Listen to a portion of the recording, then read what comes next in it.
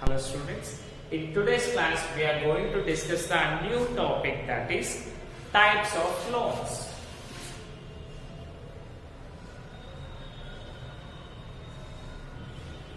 So మనము loans చూసుకున్నాం అనుకుంటున్నా మనకి చాలా టైప్స్ ఉంటాయి. అవన్నీ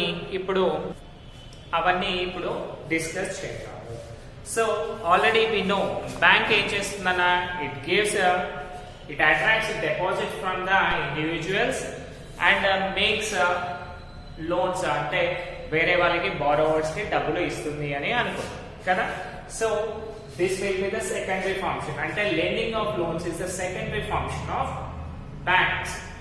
So మనము చూసుకుంటే కదా, based upon the situation, here we have a lots of loan facilities కదా. ఫస్ట్ వన్ వచ్చేసి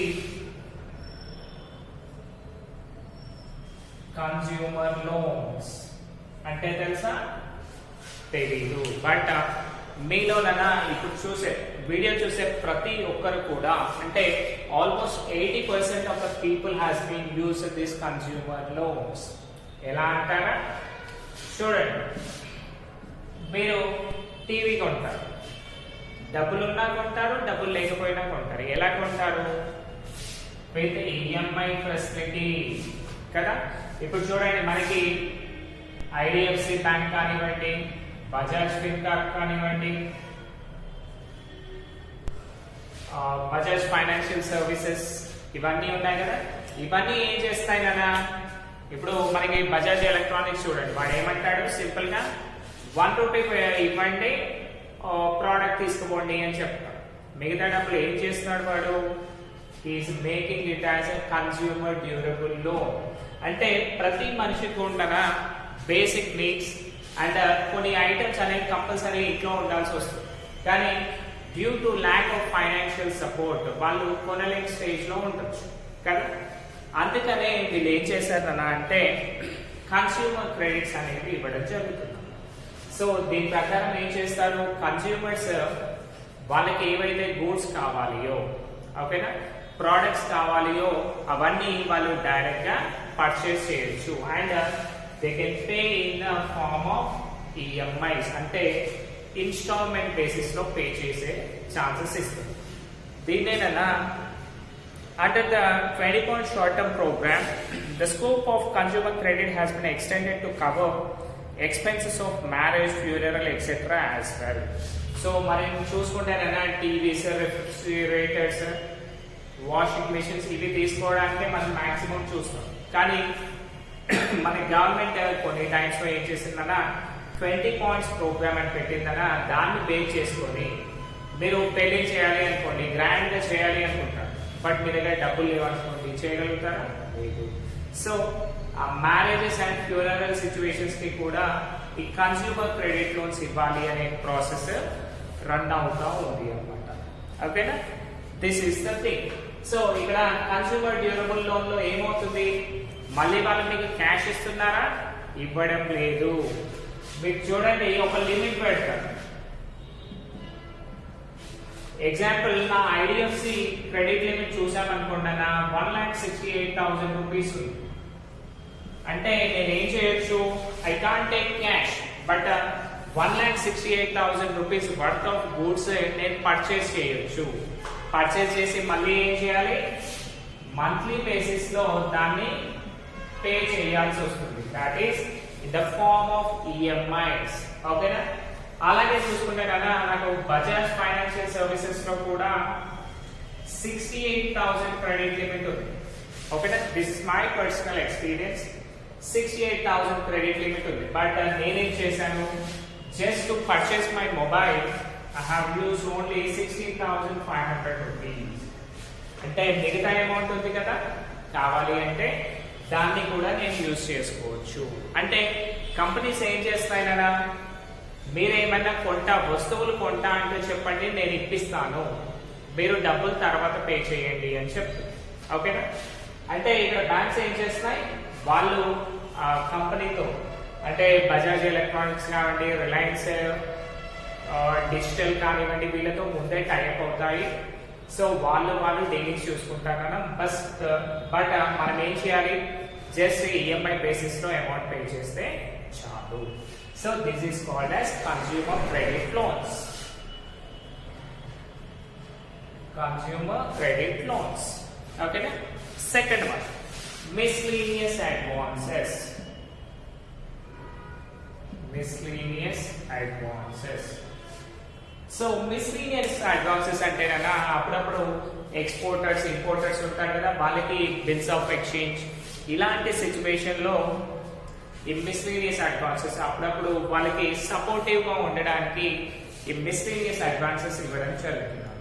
ఇప్పుడు చూడండి, మనకి వీకర్ సెక్షన్ పీపుల్ కి కూడా చూసామనుకుంటున్నా ఏం చేస్తారు, లైక్ ఎస్సీ ఎస్టీ కార్పొరేషన్ ఉందనుకోండి, వాళ్ళు auto come driver cum owner కావాలి అనుకోండి, వాళ్ళకి స్విఫ్ట్ కారు ఇన్నోవా కారు ఇప్పిస్తా ఉంటారు కదా.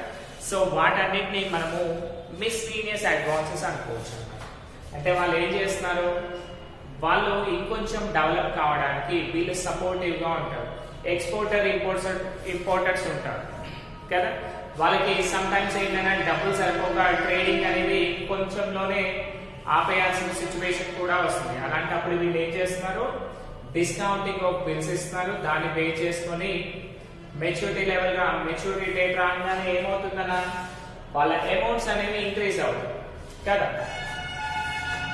ఇప్పుడు మనము 23,000 రూపీస్ పెట్టి ఒక బిల్ డిస్కౌంట్ లో కొన్నామనుకోండి, 3 months అయ్యాక దాని వాల్యూ ఏమవుతుంది, 25,000 అవుతుంది. అంటే వాళ్ళ అమౌంట్స్ అనేవి పెరుగుతున్నాయి కదా. సో వాళ్ళకి మనకు సపోర్ట్ చేసినట్టే కదా బ్యాంక్స్ లో, right. Next one, over draft facility.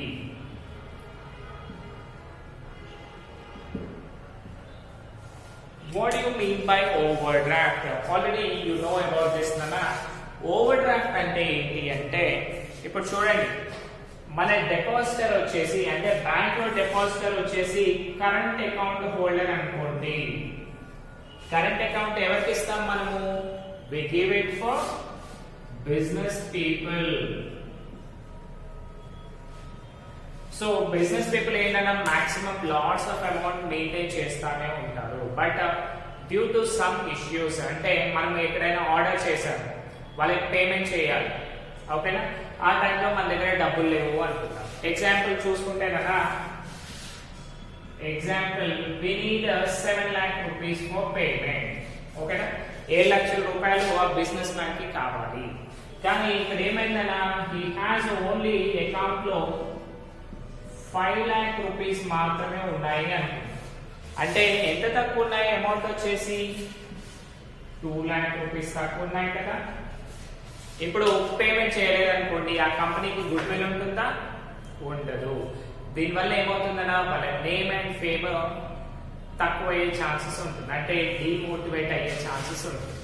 అందుకనే బ్యాంక్ కి ఏం చేస్తానంటే, బిజినెస్ మ్యాన్ పోయి, సార్ నేను ఇట్లా బిజినెస్ చేస్తున్నాను, సో నా ట్రాక్ రికార్డ్ కూడా చూసారు కదా, it's well and good.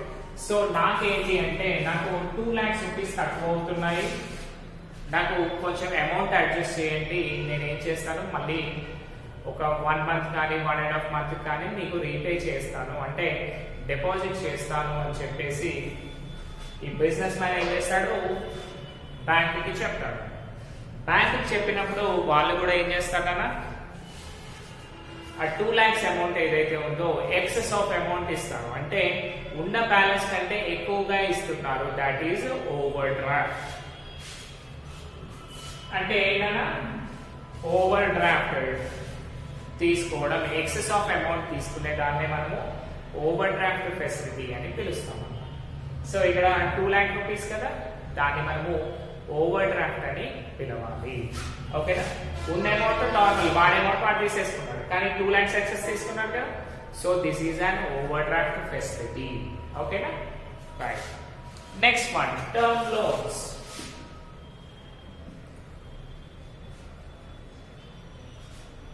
So term loans కనుక చూసుకుంటేనా, banks give term loans to the traders, industry and now agriculture. Term loans are also called maturity period varies between 1 year to 10 years. Such provide intermediate and working capital funds to the borrowers. Sometimes 2 or more banks jointly give term loans.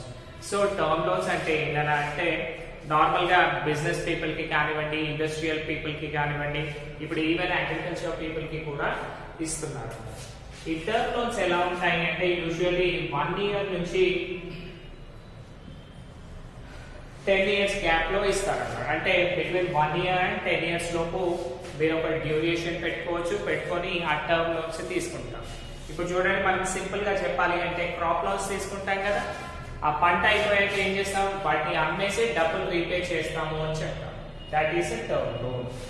So ఈ term loans వల్ల main uses ఏంటంటే business people కి intermediaries and expansion of company కావచ్చు, లేదంటే working capital requirements కావచ్చు ఉంటాయి కదా.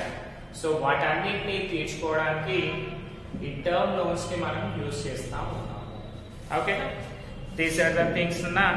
ఒక్కోసారి నార్మల్ గా ఏ బ్యాంక్ అయినా సరే ఏంటన్నా ఓన్లీ 1 బ్యాంకే అమౌంట్ అనేది ఇస్తుంది కదా. బట్ బిజినెస్ పీపుల్ చూడండి అన్న, సపోజ్ ఒక 50 crores rupees టర్మ్ లోన్ అడిగాడు అనుకుంటాం. ఎంతకి 10 years టైం పెట్టాడు, 50 crores rupees అడిగాడు. అప్పుడు ఏం చేస్తాడు అంటే వీడు వెళ్ళింది ఏంటి, ఎస్బీఐ బ్యాంక్ లో అడిగాడు. ఓకేనా, సో ఎస్బీఐ బ్యాంక్ దగ్గర ఎన్ని ఉన్నాయని అంటే ఓన్లీ 30 crores అవైలబుల్ ఉన్నాయి. సో అప్పుడు అది కస్టమర్ ని వదులుకుంటుందా? వదులుకోకుండా ఏం చేస్తుంది అంటే దీనికి ఇంకొక బ్యాంక్, సపోజ్ ఏ తీసుకుందామన్నా పంజాబ్ నేషనల్ బ్యాంక్ తీసుకుందాం. ఓకేనా, సో ఈ ఎస్బీఐ బ్యాంక్ ఏం చేస్తుంది అంటే అరే మన ఇద్దరం కలిసి వాళ్ళకి 50 crores ఇద్దాము, నా దగ్గర 30 ఉన్నాయి, నువ్వు ఇంకో 20 crores అడ్జస్ట్ చేసి ఇవ్వు, ఇద్దరం కలిసి ఇంట్రెస్ట్ ఏం చేద్దాము according to our capital requirements, అంటే మనం ఎంతైతే క్రెడిట్ ఫెసిలిటీ ఇచ్చామో దాన్ని బేస్ చేసుకొని ఇంట్రెస్ట్ పంచుకుందాము అని చెప్పి, అంతే కదా. సో దీన్నే మనం ఏమంటాము అంటే పార్టిసిపేషన్ లోన్స్ అని పిలుస్తాము. పార్టిసిపేషన్ లోన్స్ అంటే 2 or more companies are participating to give loan for one single company, దాన్ని పార్టిసిపేషన్ లోన్స్ అంటారు. ఇప్పుడు చూడండి, మిమ్మల్ని ఎవరైనా అప్పు అడిగారు అనుకుంటారు, మిమ్మల్ని ఏం చేశారంటే మీ సొంత చాలా క్లోజ్ ఫ్రెండ్, అరే 10,000 కావాలా అర్జెంట్, నేను 1 week తర్వాత ఇస్తాను, మీరు అతన్ని మాట తీసేయండి. సో మీ దగ్గర ఏమైంది, ఓన్లీ 7,000 ఉన్నాయి అని. సో అలాగే ఇచ్చి పెడతారా? లేదు, ఇంకొక ఫ్రెండ్, మీకు తెలిసిన ఫ్రెండ్ దగ్గర ఇంకో 3,000 తీసుకొని టోటల్ కలిపి 10,000 ఇస్తారు కదా. సో దాన్ని మనం పార్టిసిపేషన్ లోన్స్ అంటాం. అంటే 2 or ఒక బ్యాంక్ కాకుండా 2 or 3 బ్యాంక్స్ కలిసి లోన్స్ ప్రొవైడ్ చేస్తే దాన్ని పార్టిసిపేషన్ లోన్స్ అని పిలవాలి. Right, now coming to the last point అన్న, దిస్ ఈస్ రీటైల్ లోన్స్. ఓకేనా, first point, retail loans. So retail loans అంటే ఏంటంటే యూజువల్ గా ఒక ప్రిస్క్రైబ్డ్ పీరియడ్ వరకు ఇస్తారు. For suppose purchase of assets కానివ్వండి, ప్రాపర్టీస్ కానివ్వండి, వీటి కోసం ఇస్తారన్నమాట. సో మళ్ళీ చూడండి అన్న, దీంట్లో ఏమన్నా these are specified loans rather granting to the individual customers underwrite loans to the lenders. Retail loans are offered by financial institutions in varied form. So ఇక్కడ ఏంటి అంటే రీటైల్ లోన్స్ లోన ఇండివిజువల్స్ కానివ్వండి, just for purchase of assets కానివ్వండి, వాళ్ళ development purpose కానివ్వండి, properties కొనడానికి కానివ్వండి ఇస్తూ ఉంటారు. సో ఈ రీటైల్ లోన్స్ లో చూసుకుంటే మేజర్ గా మనకి ఫస్ట్ వన్ వచ్చేసి హోమ్ లోన్స్, నెక్స్ట్ వన్ వచ్చేసి కార్ లోన్స్, ఆ నెక్స్ట్ వన్ వచ్చేసి educational loans,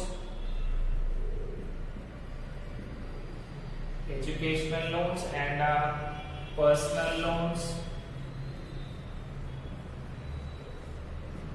and last one వచ్చేసి credit card. సో ఇక్కడ 5 types of situations లో మనకి రీటైల్ లోన్స్ అనేవి ఇస్తున్నారు అన్నమాట. సో ఈ ఫస్ట్ వన్ చూసుకుంటే కదా హోమ్ లోన్స్. సో ఇప్పుడు చూడండి, ఎవ్రీ పర్సన్ బేసిక్ నీడ్స్ అంటే ఏం చెప్తాం మనము? Food, cloth and shelter. Shelter అంటే ఏంటి? మనము ఉండడానికి ప్రతి ఒక్కరికి కూడా ఒక ఇల్లు అనేది ఉండాలి కదా. సో ఆ ఇల్లు కట్టుకోవాలి అంటే ఏం కావాలన్నా మనకి చాలా చాలా చాలా డబ్బులు కావాలి. మన దగ్గర ఉన్నాయా అవి? లేవు. సో లేనప్పుడు ఏంటి, ఊరికే ఉంటామా? లేదు. మనకు ఒక ల్యాండ్ ఉందనుకోండి, మనం ఏం చేయొచ్చు, ఆ ప్లేస్ లో ఒక ఇల్లు కట్టుకోవాలి అనిపిస్తుంది. సో దాని గురించి ఏం చేయాలన్నా మనం బ్యాంక్స్ కి వెళ్ళి మనం లోన్ అప్లై చేసుకోవచ్చు. మనం ఇల్లు కట్టుకోవడానికి ఏదైతే లోన్ తీసుకుంటామో దాన్ని మనము హౌసింగ్ లోన్ అని పిలుస్తున్నాం నాన్న. వీటి కోసం గవర్నమెంట్స్ చాలా మనకి సబ్సిడీస్ ఇస్తుంది. ఇప్పుడు మన కేసీఆర్ గవర్నమెంట్ చూసారనుకోండి, మనకు కనిపించని డబుల్ బెడ్రూమ్ ఇల్లు కూడా కనిపిస్తుంది కదా. రైట్. అంతకుముందు ఏం చేసే వాళ్ళనా, కాంగ్రెస్ గవర్నమెంట్ చూసామనుకోండి, వాళ్ళు ఏం చేసేవాళ్ళు, ఒక 1 lakh మేము ఇస్తాము, ఇంకో 2-3 lakhs అవుతే మీరు పెట్టుకోండి అని చెప్పారు. అంటే లోన్స్ ని కూడా వాళ్ళు ఎట్లా అంటే సబ్సిడీ బేసిస్ లో ఇస్తా ఉంటారు. ఓకేనా. ఇప్పుడు మనకి ప్రెసెంట్ చూసుకుంటే కదా, ప్రధాన్ మంత్రి ఆవాస్ యోజన ఉంది కదా, PMAY ప్రోగ్రామ్, ప్రధాన్ మంత్రి ఆవాస్ యోజన. దీని ప్రకారం ఏంటన్నా ప్రతి ఒక్కరికి కూడా ఇల్లు ఉండాలి అని చెప్పేసి చాలా మంది banks, institutions, financial institutions loans offer చేస్తున్నాయి. సో దాంట్లో మేజర్ గా చూసుకుంటే LIC, SBI, UTI ఇవన్నీ ఫైనాన్షియల్ ఇన్స్టిట్యూషన్స్ వల్ల మనకి ఫైనాన్షియల్ హోమ్ లోన్స్ ఇస్తున్నాయి. దీన్ని పే చేసుకొని మనం ఏం చేయొచ్చు, ఇల్లు కట్టుకోవాలి అంటే లోన్ తీసుకొని కట్టుకోవచ్చు. ఓకేనా. This is home loans. Next one, car loan. ఒకప్పుడు చూడండి, కార్ కొనాలి అంటే వాడు మొత్తం సంపాదించి ఆ డబ్బులన్నీ తీసుకుపోయి దాంట్లో ఇస్తే, ఇక్కడ బ్యాంక్ లో కార్ షోరూమ్ లో ఇస్తే వాళ్ళు అప్పటికప్పుడు ప్రిపేర్ చేసి ఒక 2-3 months టైం పెట్టి మనకు కార్ అనేది ఇచ్చేవాళ్ళు. ఓకేనా. బట్ ఇప్పుడు అలా ఉందా? ఏమీ లేదు. వాడు ఏం చేస్తాడు, డైరెక్ట్ పోతాడు, నేను కార్ కొనాలి అనుకుంటున్నా, నా దగ్గర 50,000 ఉన్నాయి, నాకు 10 లక్షల కార్ కావాలి అనగానే వాళ్ళు ఏం చేస్తున్నారు, వీళ్ళ దగ్గర ఉన్న సర్టెన్ డాక్యుమెంట్స్ తీసుకొని బ్యాంక్ వాళ్ళతో టైప్ చేస్తారు. ఓకేనా. So for purchase of car మన దగ్గర టోటల్ అమౌంట్ ఉండాల్సిన అవసరం లేదన్నా, బేస్డ్ ఆన్ సర్టెన్ కండిషన్స్. ఓకేనా. యూజువల్ గా మనకి కార్ లో అవైలబిలిటీ కావాలి అంటే 21 years ఆఫ్ ఏజ్ ఉండాలి, ప్లస్ మీ ఇన్కమ్ అనేది మినిమం 2.5 lakhs అబౌవ్ ఉండాలి. అంటే 12 months కి సంపాదించగలిగితే ఎంత, 20,000 అబౌవ్ సాలరీ కనుక మీకు ఉందనుకోండి, you are eligible to take car loan. ఓకేనా. సో ఇక్కడ ఏం చేస్తానన్నా అంటే, కార్ లోన్ లో మన దగ్గర కావాల్సిన లీగల్ డాక్యుమెంట్స్ అన్ని తీసుకుంటారు, మన బ్యాంక్ తో టైఅప్ చేస్తారు అన్నమాట. సో సపోజ్ మీరు ఒక 10 lakhs లోన్ కార్ తీసుకున్నారనుకోండి, ఆ 10 lakhs అమౌంట్ అనేది కంపెనీకి ముందే పే చేస్తుంది. ఎవరు, మనం ఏదైతే బ్యాంక్ నుంచి తీసుకున్నామో వాళ్ళు ఆ అమౌంట్ పే చేసేసి, మిగతా అమౌంట్ ఈఎంఐ బేసిస్ లో పే చేస్తాం కదా మనము. ఈ ఈఎంఐ బేసిస్ లో ఏం చేస్తారు అంటే, మీరు కార్ లోన్ తీసుకున్నందుకు కాను మీ ప్రిన్సిపల్ అమౌంట్ పైన ఇంట్రెస్ట్ క్యాలిక్యులేట్ చేసి మన దగ్గర తీసుకుంటారు. ఎగ్జాంపుల్ నానా, ఫర్ మై కార్ నేను ఏం చేశాను, 4 lakhs కార్ తీసుకున్నాను. ఈ 4 lakhs కార్ లో జస్ట్ 1.5 lakhs ఏం చేశాను కదా, ఫైనాన్స్ చేశాను. సో ఈ 1.5 lakhs కాను నేను ఏం చేశాను, 1.65 lakhs అంటే 15,000 రూపాయలు ఎక్కువ కట్టాను ఫర్ 3 years ఆఫ్ టైం. అంటే వీడు ఏం చేస్తాడు, ప్రిన్సిపల్ ప్లస్ అమౌంట్ రెండు కలిపి మనకి ఇస్తాడు. మనం ఏం చేస్తాం, వాటిని ఈక్వల్ గా డివైడ్ చేసి ఈక్వల్లీ మంత్లీ ఇన్స్టాల్మెంట్ అంటే ఈఎంఐ బేసిస్ లో వాళ్ళకి తిరిగి పే చేస్తాము. ఓకేనా. ఒకవేళ కనుక మనము తిరిగి పే చేయలేదు అనుకోండి, అప్పుడు వాడు ఏం చేస్తాడన్నా, సింపుల్ గా ఒక ఇన్స్టాల్మెంట్ చూస్తాడు, నెక్స్ట్ ఇన్స్టాల్మెంట్ అడుగుతాడు, మూడో ఇన్స్టాల్మెంట్ ఏమీ అడగడు, ఇంటికి వస్తాడు, మన కార్ వేసుకొని వెళ్ళాడు. ఓకే, సో మీరు కార్ లోన్ తీసుకునేటప్పుడు ఏం చేయాలన్నా మనం రీపే చేయగలుగుతామా లేదా ఇవన్నీ కూడా ముందే చూసుకోవాలి అన్నమాట. అప్పుడు మాత్రమే మీరు కార్ లోన్ తీసుకోవాలి, లేదు అంటే లేదు. అనవసరంగా పరువు తీసుకోవడం ఎందుకు కదా. Right, now coming to the educational loans. Educational loans అంటేనన్నా ఆల్రెడీ దాంట్లోనే ఉంది, for the purpose of education. మనం చదువుకోవాలి అనుకుంటున్నాం, but middle class family, poor family, మనకి డబ్బులు లేవు. డబ్బులు లేవని మెరిట్ స్టూడెంట్ ని పక్కన పెట్టేస్తుందా మన గవర్నమెంట్? పెట్టదు. సో వాళ్ళకి ఏదో ఒక సపోర్ట్ చేయాలి అని చెప్పేసి ఎడ్యుకేషనల్ లోన్స్ ని తీసుకొచ్చింది. సో వీళ్ళు ఏం చేస్తారన్నా based on our merit and some securities పెట్టుకొని, అంటే డాక్యుమెంట్స్ పెట్టుకొని మనకి లోన్స్ ప్రొవైడ్ చేస్తారు. అది ఎలా ఉంటుందన్నా అంటే లోన్స్ 10 lakhs వరకు ఇస్తారు. ఎక్కడ మీరు ఇండియాలో చదువుకోవాలి అనుకుంటే 10 lakhs ఇస్తారు. మీరు ఫారెన్ లో చదువుకోవాలి అనుకోండి 25 lakhs వరకు లోన్స్ ప్రొవైడ్ చేస్తారు. బికాస్ మనము చదువుకుంటేనే కదా గవర్నమెంట్ కూడా లాభం. ఎలా లాభం? మనం మంచిగా చదువుకున్న బిజినెస్ పెట్టామనుకోండి, దాని నుంచి మళ్ళీ ఎంప్లాయ్మెంట్ జనరేషన్ అవుతుంది కదా. ఇప్పుడు చూడండి, లాట్స్ ఆఫ్ ఇండియన్స్ ఆల్మోస్ట్ మన వరల్డ్ లో చూసుకుంటే కన్నా నియర్లీ 30 to 40% ఓన్లీ ఇండియన్సే ఉంటారు.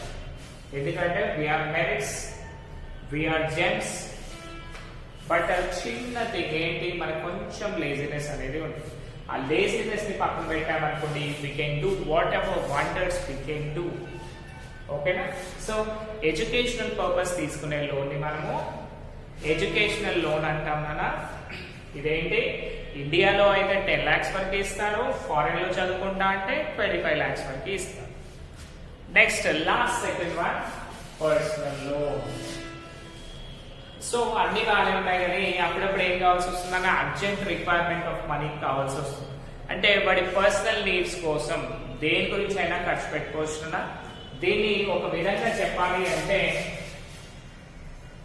అన్సెక్యూర్డ్ లోన్ అని పిలుస్తాము. అంటే సెక్యూరిటీ అనేది ఉండదు, ఆ మనిషి ఓన్లీ ఆ మనిషిని నమ్మే ఇస్తాం అన్నమాట. వాడు ఏ కంపెనీలో చేస్తాడు వాటన్నిటిని చూస్తాం కదా. ఇంకొకటి, ఏదైనా ఒక ఆర్గనైజేషన్ లో మినిమం 1 year వర్క్ ఎక్స్పీరియన్స్ ఉండాలి. ఓకేనా? నెక్స్ట్ డ్యూరేషన్ వచ్చేసి 1 to 3 years ఆఫ్ టైం ఉంటుంది. సో ఈ 1 to 3 years ఆఫ్ టైం పెట్టుకొని మీరు పర్సనల్ లోన్ ని తీసుకోవచ్చు. So these are granted for the purpose of house renovation, house repairs of loan eligibility and minimal document. అంటే person కి వాడి పర్సనల్ గా ఏమైనా యూజ్ కావచ్చు, ప్రతి యూజ్ కి కూడా వీళ్ళు ఏం చేస్తారన్నా మనకి లోన్స్ అనేవి ప్రొవైడ్ చేస్తారు. మీరు దాంతో పెళ్లిలే చేసుకోవచ్చు, మీ ఇల్లు రినోవేషన్ చేయొచ్చు, ఏమైనా చిన్న చిన్నగా రిపేర్స్ ఉంటే రిపేర్స్ చేయించుకోవచ్చు. ఓకేనా? అండ్ ద లాస్ట్ వన్ లాగా it's the most important thing and very worst thing I feel, because credit card. Credit card అంటే ఏంటంటే it is a magnetic strip card which is used to withdraw the money. So మన దగ్గర డబ్బులు లేకపోయినా సరే మనం ఏం చేయొచ్చు, with the use of credit card మనము బ్యాలెన్సెస్ తీసుకోవచ్చు. బట్ దీంట్లో చూడండి అన్న, క్యాష్ తీసుకోవడం ఉండదు, ఓన్లీ స్వైప్ చేయాల్సి వస్తుంది. మీరు ఏమైనా కొన్నాను అనుకోండి, మన పర్సనల్ నీడ్స్ కోసం ఏం కొన్నా సరే with the use of credit cards మనం పేమెంట్ చేయొచ్చు. ఈ పేమెంట్ చేసినప్పుడు ఏమవుతుంది అంటే వాళ్ళకి ఒక టైం డ్యూరేషన్ ఉంటుంది. యూజువల్ గా 45 days టైం ఇస్తారు. మీరు వాడుకున్న అమౌంట్ ని 45 days లో కనుక పే చేశారనుకోండి, వెల్ అండ్ గుడ్, మీరు హ్యాపీగా ఉండొచ్చు. కానీ ఒకవేళ మీరు పే చేయలేదనుకోండి, what happens, you need to pay excess of amount in the form of interest. Interest అనేది చాలా ఘోరంగా ఉంటుందన్న, 4 rupees 5 rupees ఇంట్రెస్ట్ కూడా చేస్తారు. బట్ క్రెడిట్ కార్డ్ మీరు కరెక్ట్ గా యూజ్ చేసుకున్నారనుకోండి, it is a good friend for you. ఎందుకంటే మీకు శాలరీ 10th వస్తుంది, మీ ఖర్చులన్నీ 1st నుంచి 10th వరకే ఉంటాయి. సో అప్పుడు ఎలా ప్రాబ్లమే కదా. అందుకని మీరు ఏం చేయొచ్చు, ఫస్ట్ నుంచి 10th వరకు క్రెడిట్ కార్డ్ యూజ్ చేయండి, శాలరీ పడంగానే వాళ్ళకి పే చేసేయండి. మీకు ఏమైనా ప్రాబ్లం ఉందా? ఇప్పుడు ఏమీ లేదు కదా, రైట్. సో క్రెడిట్ కార్డ్ ఏంటన్నా మనం ఎక్సెస్ ఆఫ్ అమౌంట్ యూజ్ చేసుకునే కెపాసిటీ ఇస్తుంది, కానీ దానికి ఏంటన్నా ఒకవేళ మీరు పీరియాడికల్ పేమెంట్స్ కనుక చేయలేదనుకోండి, it is and risky and higher rate of interest charge చేయాల్సి వస్తుంది. ఓకేనా, ఇది నార్మల్గా ఏంటన్నా ఎవరికైతే శాలరీస్ వచ్చేసి 25,000 ఎబో ఉంటాయో వాళ్ళకి ఎక్కువగా ఇస్తూ ఉంటారు. ఓకేనా, these are the things. Next class మనం వేరే టాపిక్ డిస్కస్ చేద్దాం కన్నా. Until then keep watching commerce class. And what I'm saying, ప్రతిరోజు కూడా థియరీ ఎప్పటికప్పుడు రివైజ్ చేస్తూ ఉంటాం కదా, so you will be becoming perfect. ఓకేనా, థ్యాంక్ యూ.